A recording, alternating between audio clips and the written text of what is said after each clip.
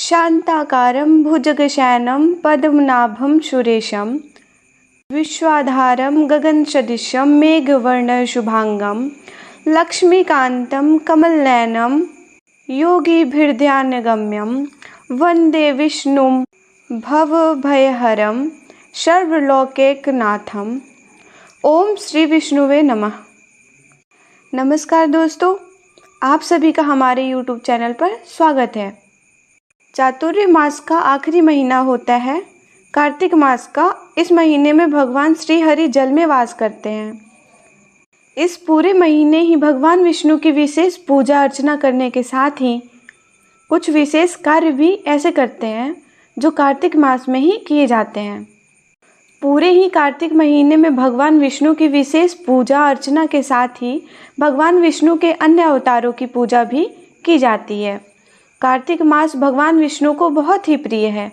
जो भक्त पूरे साल या पूरे जीवन भर कोई भी उपवास नहीं कर पाते हैं या कोई नियम का पालन नहीं कर पाते हैं, ऐसे भक्त अगर सच्चे मन से आप दीप दान करें तो ऐसा करने से ही भगवान विष्णु की कृपा पाई जा सकती है।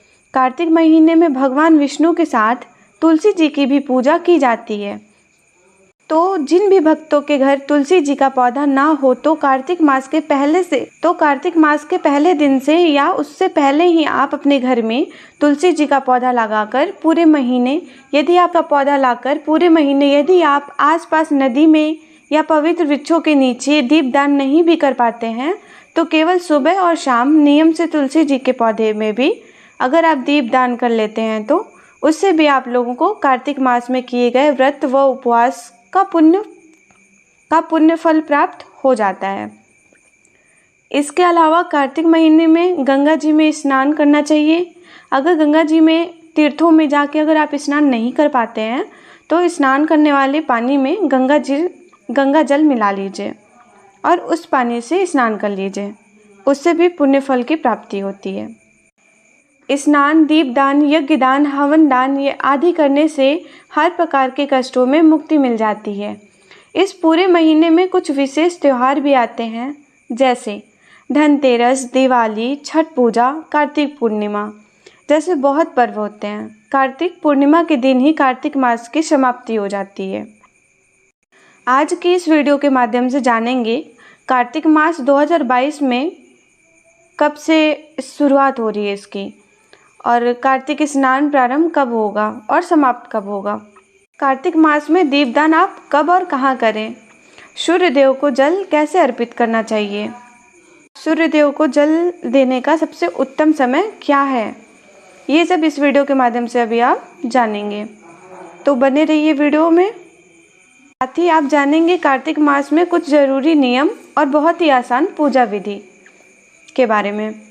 कार्तिक मास के नियमों को जो लोग पालन करते हैं उन्हें उद्यापन कब और कैसे करना है, ये सारी बातें आज इस वीडियो में आपको मैं बताऊंगी। साल 2022 में कार्तिक मास कार्तिक स्नान 10 अक्टूबर 2022 सोमवार से प्रारंभ हो चुका है और 8 नवंबर 2022 मंगलवार कार्तिक पूर्णिमा है। इसी दिन कार्तिक मास का समापन भी हो जाएगा। इसी दिन उद्यापन भी हो जाएगा। और सबसे महत्वपूर्ण बात है, इस बार साल का अंतिम चंद्रग्रहण भी इसी दिन रहेगा। पुराणों में कहा गया है कि भगवान नारायण ने ब्रह्मा जी ने नारद जी को और नारद जी ने महाराज पृथु को कार्तिक संपन्न महात्म्य के संदर्भ में बताया था। कार्तिक मास में 7 जरूरी नियम हैं जो कि सभी को मानना चाहिए। शुभ फल की प्राप्ति और मनोकामना भी पूरी हो जाती है। ये 7 नियम इस प्रकार हैं, जिनमें से सबसे पहला नियम है दीपदान। इस महीने में नदी, तालाब, पोखर, पवित्र वृक्ष के नीचे दीपदान किया जाता है। और इसी के साथ दूसरा नियम है तुलसी पूजन। वैसे तो हर महीने तुलसी जी की पूजा करनी चाहिए, लेकिन कार्तिक मास में की गई तुलसी जी की पूजा कई गुना पुण्य प्राप्त कराती है। इस पूरे महीने तुलसी जी की पूजा करनी चाहिए, तुलसी दल का सेवन करना चाहिए। तीसरा नियम जो है वो है ब्रह्म मुहूर्त में स्नान। सुबह सुबह तारों के छांव में यानी कि ब्रह्म मुहूर्त में स्नान कर लेना चाहिए। सूर्य निकलने से पहले स्नान कर लेना चाहिए और हो सके तो उगते हुए सूर्य को जल भी देना चाहिए। पानी में गंगा जल मिलाकर स्नान करना चाहिए। और अगर गंगा जी नहीं है और गंगा जी जाके स्नान कर लेना चाहिए। अगर संभव नहीं है जाके नहा पाना वहाँ, तो गंगा जल पानी में मिला के नहा लें। चौथा नियम जो है वो है तेल लगाना वर्जित। कार्तिक मास के नियमों का जो भक्त पालन करते हैं उन्हें इस पूरे महीने में शरीर पर तेल नहीं लगाना चाहिए। बस एक ही दिन पूरे महीने में तेल लगाना चाहिए, वो दिन है नरक चतुर्दशी। इस दिन तेल लगाकर स्नान कर लेना चाहिए। ऐसा वही लोग करें जो नियम का पालन कर रहे हैं, बाकी लोग लगा सकते हैं। इसमें 5वां नियम जो है वो है दलहन, दालों का खाना निषेध। इस महीने कुछ दालें द्विदलनीय होती हैं, जैसे उड़द, मसूर, चना, मटर, ये सब दाल नहीं खाना चाहिए। सात्विक भोजन करना चाहिए। इसमें 6ठा नियम जो है वो है भूमि शयन। कार्तिक के महीने में भूमि पर साफ बिस्तर बिछाकर भक्तों को सोना चाहिए। अगर हो सके तो अपने घर में पूजा स्थान के पास ही सो लें। ध्यान रहे कि पैर भगवान की तरफ ना हो। अगर स्थान की कमी है या फिर किसी भी कारणवश अगर आप भूमि पर शयन नहीं कर सकते, तो आप जिस बिस्तर पे सो रहे हैं वो साफ सुथरा स्वच्छ हो, जिससे कि सात्विक विचार आते हैं। सात्विक भोजन भी करना चाहिए। इसमें 7वां जो है नियम वो है ब्रह्मचार्य का पालन और संयम रखें। कार्तिक मास के व्रत करने वाले भक्तों को तपस्वी के भांति रहना चाहिए। ज़्यादा नहीं बोलना चाहिए, किसी की निंदा, झूठ, चुगली ये सब नहीं करना चाहिए। संयम रखना चाहिए। जो लोग व्रत करने का संकल्प लेते हैं उन्हें ब्रह्मचार्य का पालन करना बहुत आवश्यक हो जाता है।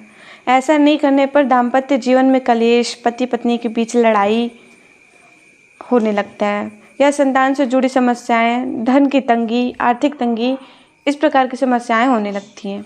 इसलिए जो लोग भी व्रत का पालन कर रहे हैं, नियमों का पालन कर रहे हैं, उन्हें सात्विक तरीके से रहना चाहिए। इस प्रकार से जो भक्त कार्तिक मास के व्रत के नियमों का पालन कर लेते हैं तो उनके सारे जन्म जन्मांतर के पापों का नाश हो जाता है और सीधे उन्हें वैकुंठ की प्राप्ति होती है। तो ये थी आज की वीडियो। आपको पसंद आई हो तो प्लीज़ लाइक करें, चैनल को सब्सक्राइब करें। अगर आपके किसी भी प्रकार के प्रश्न हो तो आप कमेंट करके ज़रूर पूछें, हम उसे बताने का प्रयास करेंगे। धन्यवाद।